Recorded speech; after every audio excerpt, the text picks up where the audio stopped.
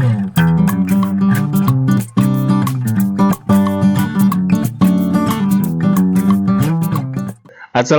warahmatullahi wabarakatuh. Ketemu dengan Ketua Dewan Kesenian Palembang, Bapak Muhammad Nasir Lubai. Ya. Pak Nasir, assalamualaikum. Warahmatullahi Alhamdulillah. Waalaikumsalam warahmatullahi wabarakatuh. Sehat ya? Alhamdulillah. Di KP lagi banyak agenda ini. Belum, baru programnya saja. Programnya saja ya.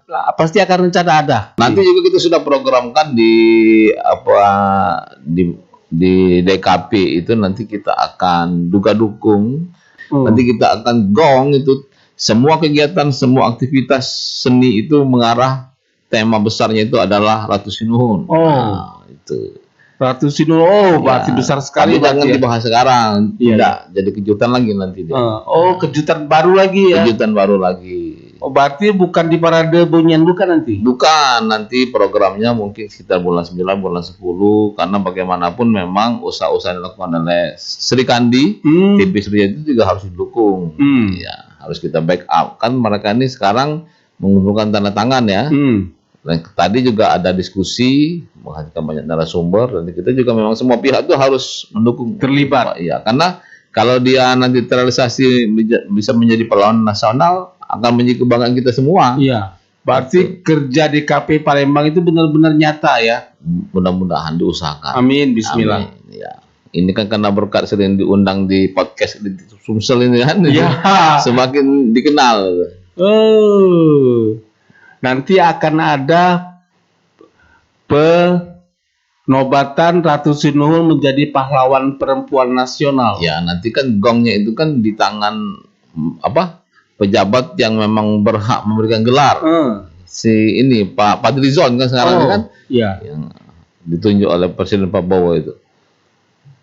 Berarti nanti akan benar-benar resmi Ratu Sinuhun akan menjadi pahlawan nasional. Tapi harus kita dukung. Perjalanan juga masih panjang nanti, karena ada perlu bukti-bukti, perlu ada pengakuan, kan? Perlu ada kegiatan-kegiatan yang memang menjadikan bahwa sangat wajar dan memang tidak ada yang bisa membantahnya, ya harus jadi pahlawan nasional. Misalnya nanti ada penobatan nama jalan, misalnya kan, nanti ada lagu yang menggambarkan keagungan Ratu Sinuhun. Berarti ada lagunya juga. Ya, karena kalau lukisan wajah sudah ada kan, dibuat oleh teman kita itu, Marta Astra. Itu sekarang ada di museum. Ya. Ratu Sinuhun itu sudah ada gambarnya. Ya, sudah ada lukisan. Lukisan yang bukan foto Ratu Sinuhun. Belum ada waktu itu, tahun abad 16 itu belum ada. Belum ada fotografer ya. Jadi kalau saya dengar ceritanya, katanya 3 bulan mengerjakan itu. Sempat 3 kali tahajud, sempat bermimpi. Allah. Dan akhirnya lahirlah wajahnya, karena dia perpaduan antara Arab, Cina, dan Cirebon. Gitu. Jadi susah juga akan membayangkan foto wajah Ratu Sinuhun ini ya. Iya. Jadi seperti apa wajah Ratu Sinuhun ini? Ya, seperti itulah yang dibuat. Nanti bisa ditampilkan, nanti saya kirim nanti ke belum ada ya? Ada. Saya punya itu. Tapi insya Allah nanti ada gambarnya. Ada, nanti saya kirimkan. Dikirimkan nanti ya. Allahu Akbar. Ya Allah. Banyak sebenarnya kalau kegiatan kita. Di antaranya kita itu memang terkait dengan upaya-upaya bagaimana supaya ada payung hukum tentang kegiatan berkesenian itu, ada terrealisasinya Perda Pemajuan Kesenian. Sekarang masih dibahas di Komisi 4. Lagi dibahas. Sudah disetujui untuk masuk proleg tahun 2025 ini. Insya Allah akan segera di depan mata lah ya, mudah-mudahan terrealisasi. Dan itu juga bagian dari program Pak Ratu Dewa juga. Bagaimana terlahirnya Perda Kesenian. Sebenarnya sudah perjuangan dari para seniman budayawan itu sudah lama. Jadi mimpi, mudah-mudahan terrealisasi tahun ini atau tahun depan. Insya Allah. Di antaranya ya, ada juga kita punya program tuh seniman masuk sekolah dalam bentuk pemilihan duta seni cilik. Sudah dibahas kemarin itu kan. Sudah kemarin. Bagaimana konsepnya nanti kita akan lihat bagaimana sehingga nanti akan lahir ikon-ikon tokoh-tokoh cilik yang bukan hanya menguasai seni tapi juga bisa menjadi contoh bagi yang lain, bahwa mereka bisa melestarikan, mengembangkan, ya kan, merevitalisasi seni-seni tradisi. Artinya kalau ada kekhawatiran anak-anak muda, anak-anak masih dini itu lebih suka dengan seni-seni luar, ternyata kan harus kita pupuskan cerita-cerita itu harus kita jelaskan bahwa mereka juga mengenal seni-seni tradisi yang menjadi identitas Palembang. Seni tradisi akan muncul nanti. Iya, karena paling tidak memang yang namanya seni dari luar, kuliner, itu ya tidak bisa kita halangi. Dan itu jangan kita jadikan ancaman. Iya. Biar saja mereka masuk, tapi kita juga tetap menanamkan kepada anak-anak itu bahwa kita punya yang punya kita sendiri, yang harus bisa menjadi kebanggaan. Dan bagi orang mungkin juga sesuatu yang unik bagi orang ya. Bagi tradisi apa Pak Nasir? Banyak, ada Nungung Mato, ada Batang Hari musik Batang Hari 9, ada pegelaran Durmuluk, ada wayang Palembang gitu kan. Akan muncul semua nanti. Ada tari-tarian, semuanya nanti kan kita akan kolaborasi. Ada sastra tuturnya gitu kan. Ada dongeng-dongengnya. Itu kalau dibilang dongeng itu kan banyak kita nih, tokoh-tokoh. Itu Rambut Selako kan. Ada Putri Kembang Dadar. Nah, cerita-cerita itu yang harus kita tetap bagaimana dongeng yang menjadi karya imajinatif itu bisa membangun kemampuan anak itu untuk bisa berpikir.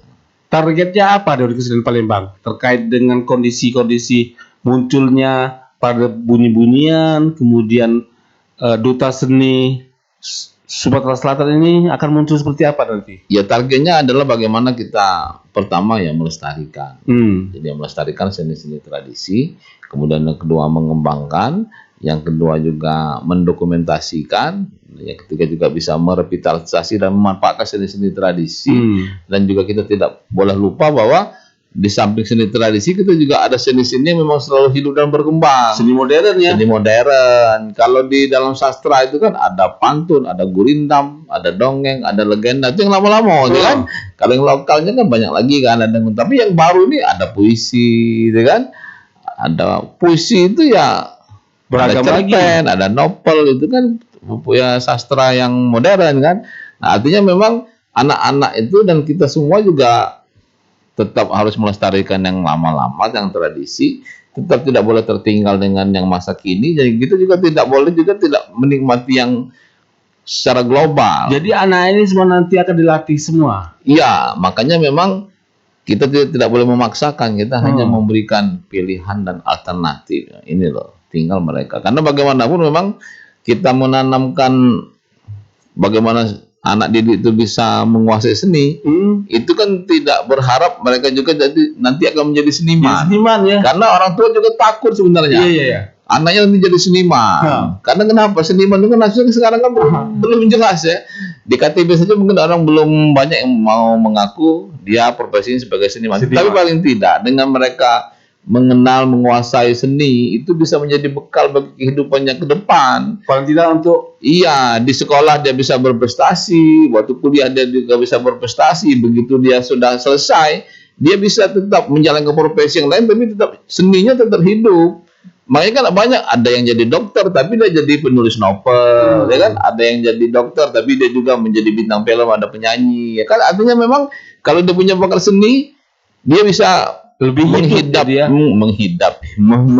hidup ini dengan lebih indah. Kan kata orang itu kan dengan agama hidup menjadi lebih terarah, dengan ilmu hidup menjadi lebih bermakna, dengan seni hidup menjadi indah. Nah, itu kira-kira bermakna, terarah dan indah. Kan lemak jadinya kan? Iya. Itu. Jadi seimbang Seimbang. Pesannya apa Kak Nasir? Ya pesannya adalah bagaimana kita sebagai warga Palembang itu kita bisa menjaga tradisi. Karena bagaimanapun tradisi itu yang merupakan identitas bagi kita, bagi semua. Karena NKRI pun juga bisa menjadi negara kesatuan itu karena berbeda-beda.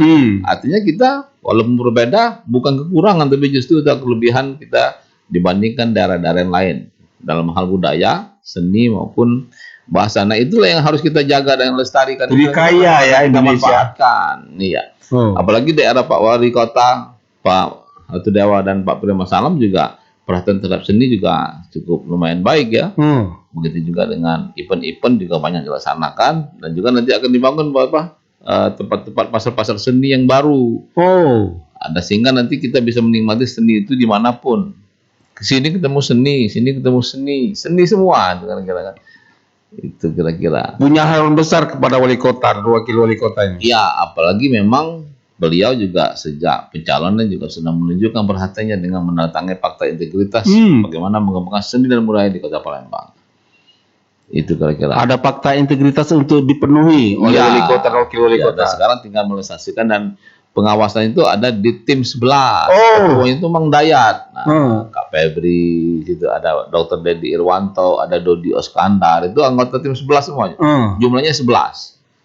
Orang-orang ini Ya, akan termasuk mengawasi bukan hanya pekerjaan seni, wali kota. tapi seni dan budaya, termasuk mereka juga sekarang lagi membangun konsep kampung-kampung tematik. Oh. Ada kampung Dulmuluk, ada kampung Mubaso, ada kampung toleransi. Itu kebagian bagaimana menjadikan Palembang itu ya sebagai kota yang Benar-benar berbudaya. beragam jadi. Iya, beragam. Oh, berarti pekerjaan Dewan Kesenian Palembang jadi penuh. Ya, artinya memang itu tugas Dinas Kebudayaan untuk melestarikan dan mengembangkan kekayaan kita, karena bagaimanapun kita juga banyak punya hasanah budaya dan seni. Dan dalam bidang pariwisata pun menurut Pak Sulaiman Amin juga 70% pariwisata kita itu adalah pariwisata budaya sebenarnya. Makanya memang harus kita dikonsep dan dijual budaya ini. Nah, dalam teori pariwisata ada 3A kan, ada akses itu pintu masuk. Masuk kita dengan banyak nih pintu masuknya, bisa lewat darat, bisa lewat udara, bisa lewat kereta api, bisa lewat mobil, bisa lewat laut, itu kan itu aksesnya. Jadi kan banyak. Dan kalau dari udara, bandara kita sudah kembali lagi menjadi bandara internasional. Dan amunitas. Perlengkapan sarana hotel, kan lengkap semua. Bintang 5 ada, yang tinggal kita pilih mau kos-kosan, yang ada duitnya, atau yang homestay. Itu kan. Dan yang terakhir itu atraksi. Nah, atraksi ini kan yang menggarapnya seniman dan budayawan. Bagaimana kita bisa menghidupkan atraksi-atraksi sehingga bisa menjadi tontonan terjadwal, bisa diagendakan, bisa masuk di jadwal travel wisata itu. Jadi mau nonton Dulmuluk di mana? Gitu kan? Mau nonton Benteng Hari 9 di sini. Makanya kita punya konsep juga nanti bersama dengan Balai Pelestarian Kebudayaan Wilayah 6 itu akan mengadakan penampilan seni-seni tradisi ini secara rutin nanti di gedung senian. Berarti rame terus Palembang. Mudah-mudahan sehingga nanti kalau orang katanya Palembang ini ada wayang Palembang ya. Iya. Di mana nontonnya? Di situ Pak. Nah, itu kan ditanya, di mana nontonnya? Di mana susah jadi. Cak itu kira-kira. Jadi ada tempat jualannya ya. Iya. Tempat jualannya, ada makanannya. Macam-macam sudah tersedia. Kalau jangan ditanya lagi gitu kan. Pempek dari yang pempek 1000-an, 800 sampai 6.000, 7.000 ada kalau sesuai dengan kantong gitu. Ada duitnya beda. Ada duit tidak. Nah, duitnya kita makan. Kalau konsep ya sudah puasa kan yang mahal belum tentu enak, yang murah belum tentu tidak enak, itu kan. Selera dan rasa.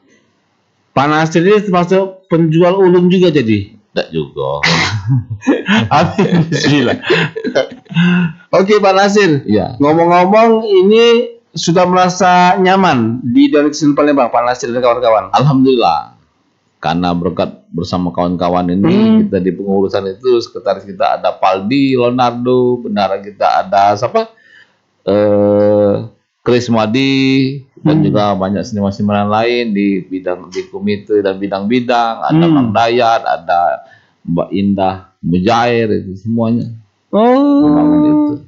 Lengkap jadi ada ya. Ada Febri, ada Empi tadi, ada Hasan. Banyak. Kamu sebut semua.